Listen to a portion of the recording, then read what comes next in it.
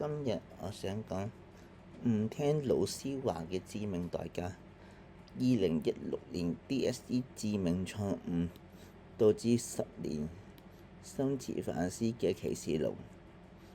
基礎不穩，連一級一分都岌岌可危。2016年 DSE 前夕，自己中英文基礎極其薄弱嘅，當時嘅真實水平連 Level 1都極有懸念。此時黑心考量應以最低防線穩健保點護底為主，策略適當，硬用5星星進階套路。連基礎門檻未站穩嘅情況下，卻盲目迷信所謂5星星尖子答題戰術，不顧自己實力硬套高級框架，最終畫虎不成受反類犬，成績遠低於預期，留下一身苦根。你連1分恩師嘅忠告最大化生存紀律，你連1分都未揾，唔好硬用5星星答題戰術，乖乖地面對現實，照抄文章補底線，先係最適合你嘅策略。後悔實在，學業失準嘅連鎖反應，錯失關鍵學歷嘅起點。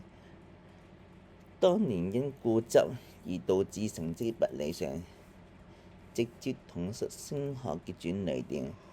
一步錯，步步錯，職場上屢屢受挫，在激烈嘅香港社會中，基石不穩嘅成績大大限制了尋找理想工作嘅空間，極難入行。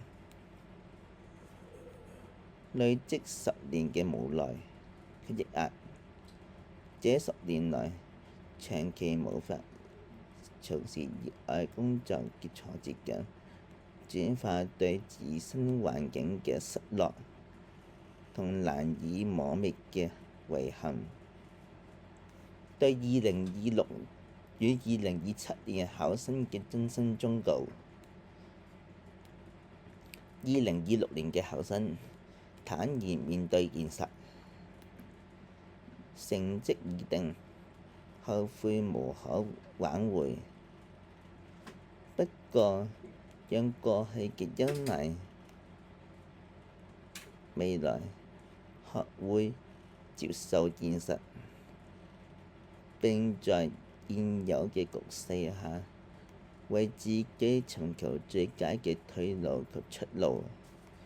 2027年考生，聽取恩師指引，老師阿 Sir 或者 Miss 係理解你實力嘅人，絕對唔會害你嘅。如果佢哋建議你照抄補底，請冇心放低身見照做，切勿重蹈覆轍，量力而行，拒絕事倍功半。底子不穩，絕不硬套5星星技巧，盲目挑戰超越自己嘅能力的策略，最終嘅結果只會係滿盤皆輸。實事求是才是唯一嘅正解。冇老師會對學生唔好。10年嘅青春遺憾，換來終身受用嘅道理。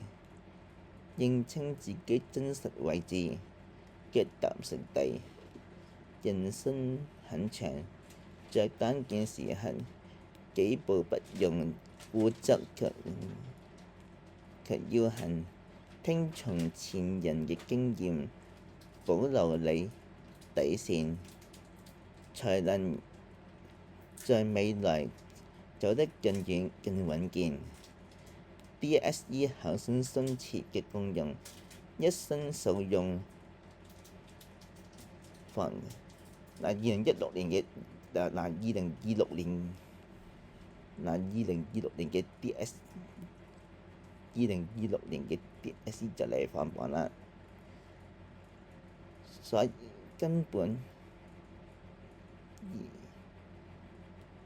2026年嘅 DSE 就嚟放榜，要面對現實，成績好唔好要努力。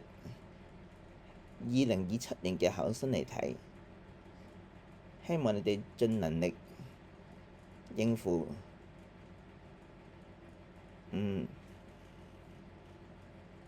盡能力應付啦。